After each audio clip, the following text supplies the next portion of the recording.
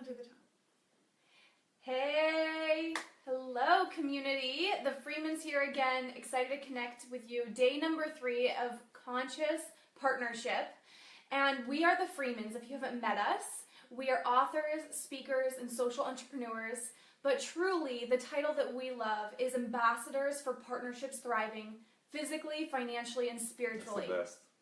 That's who we are. We're ambassadors for that. And today we're going to talk about money, a topic that creates a lot of stress for couples.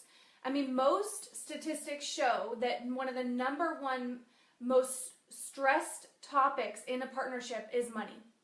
It leads to many divorces. I think it's the majority of divorces come from the topic of money, and we are out to shift that. We are out to shift the context we all have about money and have that just be something that is thriving in partnerships so that we can do the real work, what we believe partnerships are really here for. So you want to dive in? So during this series, we are going to jump into so many things about transforming what money means to us, our belief around it, how we allow it to flow into our lives, give and receive at the same time. But we really do want to start with, all right, so if you don't manage it as a partnership in the same way, let's start from there. And ultimately, if you didn't know this, like $500 extra a month would save marriages. I mean, it doesn't sound like a lot, but that's the reality out there. So, let me tell you a story. When Jocelyn and I first got together, I was working as an engineer, she was working as a nurse, and then so we both individually had our own accounts. Now for me, I had a checking and I had a savings account, and as I got paid, I just put it all basically into the checking, a little bit of savings, no real intention as to the amount for each one. So in my day-to-day, and just to be honest, like I'm going to tell you the amount, but that's just because I relate to it. Now this would be a little for some, a lot for others. This doesn't matter. I just was accumulating and accumulating, and so I would have like $100,000 in cash in an account, and then when I would go to actually give to somebody or to go to like a seminar or education for myself, I always felt like I don't have money for that. So my experience was so of lack, even though I mean, $100,000 in cash in an account, and I still couldn't freely give to people, and I couldn't allow myself to even buy the things I want. It was so constraining to me. And then so when Jocelyn and I got together, we were like, well, you know, what are we going to do about this? And for me, initially, it was almost like my paycheck is a little bit greater than hers, so it took something for me to say, should we put our accounts together because, well, you know, my paycheck is a little bit more. Is that fair?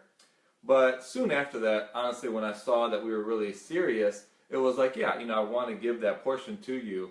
So we decided to set it up where it felt great for both of us, and I'll have Jocelyn speak a little bit about maybe how it was for her. Yeah, and we actually talk about this in our book. We actually break down, we were mentored by a millionaire coach, and he talked about the most powerful ways that you can separate your funds into different accounts that actually allows you to facilitate. Because really, we're all just facilitators of this energy source called money. And we give it so much significance, it's hilarious. It's almost like a Monopoly game, but we've made it this huge deal. But we can set it up in ways that really support that. And so for me, before we dive into those separate accounts, which we'll talk a little bit about that, for me, I grew up in a household where there was so much anxiety around spending money. And there was conversations in the kitchen. Well, money doesn't grow on trees. You know, do you really have to buy that? So I came into the partnership with a lack mentality as well. And that's one of the biggest things that we notice in couples is they're both coming from a different past. Sometimes they're similar, which also doesn't serve you if both people are coming from a lack, you know, mentality of how we're brought up, or one has dealt with money one way, like spending a lot, one dealt with it saving everything, and so there's no commonality. And unless you're given a structure that you can work with, people don't know what to do. And so we luckily were mentored by this coach and shown, okay, first you got to evolve your beliefs. So we both were doing our work, evolving our beliefs around money. So we shifted it from a lack mindset to an abundant mindset. And then what we did in conjunction with that was we started to separate our accounts into a similar way. And we'll break it down in this as well, step by step, as to what we did. And we'll tell, before we go into how we did it, the outcome of this, so you can see that this works.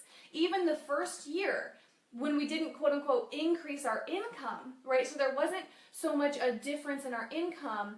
Structuring it this way produced what outcome in the first year? I don't remember. Okay, I remember.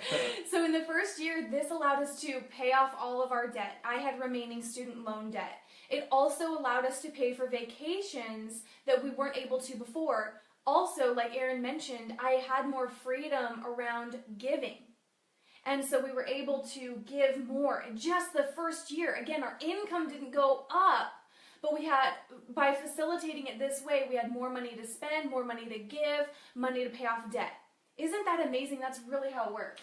Yeah, so this comes from T. Harv Eker, and you can go get his book or CDs or his coaching on Millionaire Mindset. So what this looks like is you break into more accounts, right? So like I mentioned, I only had checking and savings. I think it was the same for Jocelyn. So when we decided to put our combined income together, we broke it into, like, for us, 5 or 6 different accounts. Now, you could set this up however feels good for you, but we set ours up into giving, and in the book you can read about this too. We set ours up into expenses. We set ours into big purchase, into long-term savings, and education. And really investing in ourselves is something we need to do constantly. So that's the education piece, not just for kids, but for our own development. Mm-hmm. And so there are percentages, 10% for most of those accounts, right? The 4, play with the percentage a little bit, and then about 55% for your expenses. Now, the thing that this did for us was, one, we saw, or others could see, are our expenses more than 55% of what we're bringing in. First thing is, you really want to get those expenses down to at least 55, no more than 55%. Now, the key here is the fun account. The fun account is the other one. And set this up for yourselves. Now, you may be a couple that says, we really like to have separate accounts, and you totally can. You can have different fun accounts. And what we did was took 5% every month that goes into Jocelyn's fun account, 5% that goes into my fun account, and buy anything, do anything you want with that, and the other person... And we really did. It was fun. Yeah, the other person, like, you make an agreement. Like, it doesn't matter what they get with their 5%. Shoes, more shoes, maybe went out and got shoes. Who knows?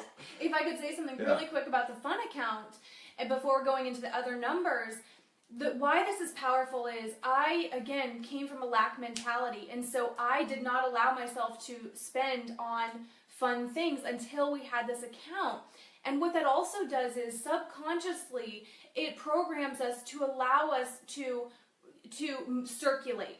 And when we can do that, we can be grateful. It allows us to attract more. That's a whole other topic we won't get into, but it's important to know that the energy in which we spend is really important. And when you have that allocated, you can do it with gratitude, with ease, with fun. Yeah, so having a certain amount, 10% or 5%, that really doesn't matter. In giving, for me, and you have to do that. Fun and giving, you have to do every month. And then so for me, knowing I had to give this amount away, I can't even tell you. I felt so much freedom and happiness and joy to actually go out and look at where I can be of service and where I could give. And it's an amazing experience. Rather than having this huge chunk of money, or not huge, just some chunk of money, and me saying I don't have money to give. I mean, look, I broke it up. There's an intention for this account, and it just gave me so much freedom. Like, I loved it. So just going back to, if you manage money differently, you may say, like, maybe one earns more, so you really don't want to break them apart, or one has certain bills, you're just used to paying bills. So break this apart however is best for you. Maybe you have your own expense account and your own fund account.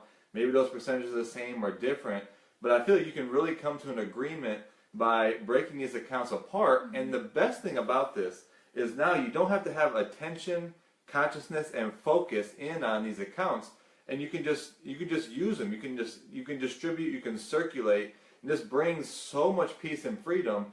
The only thing is you have to make this agreement where you both feel great about it. Don't go into this and just agree with your partner saying, I make more, so I'm going to have my own fund account for this.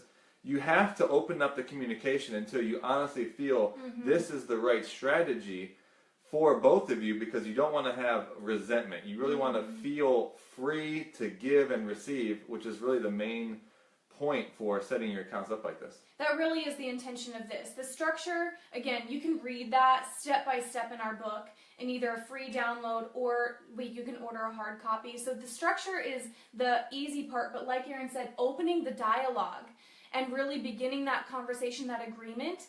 But it is so worth it. In 3 years since doing this, not only did I tell you about that first year, but continuing to do this, we've been able to invest in startup companies that are some of the fastest growing companies in the country, retire from both of our corporate jobs, right? Come on. And give and invest and do things, travel. And so really, people ask us, how did we do that? And it really was about shifting our money conversation, creating a structure that worked. Well, and if you take our course online, which we're going to put out there this week, then this conversation will start to bring up, don't feel resistant to the conversation. Let it come up, because you may find there are things that have been sort of trapped or blocked, and bringing this conversation up is going to automatically have you start to see where your belief around money lies. It's something that our course goes into, building your belief, but having this conversation come up, this is really what propelled us into shifting our mindset. Now again, we'll go into more of that later, but this will facilitate that conversation where you start to see what your belief is or was around money. Really, and it is just time. And you may have some disagreement, there may be energy around it, but be committed to shifting that. Because like we said in the beginning, partnerships can be thriving physically, financially, and spiritually. All three of those. One does not need to be sacrificed. We believe that to our core. That's why we're here, and we're so excited to partner with you. So thank you for joining today's Conscious Partnership. We will be back on tomorrow as well for the remaining, to complete 30 days. We love connecting with you. Please stay connected. Write a comment. We love to hear from you. Peace out. Salute. See ya.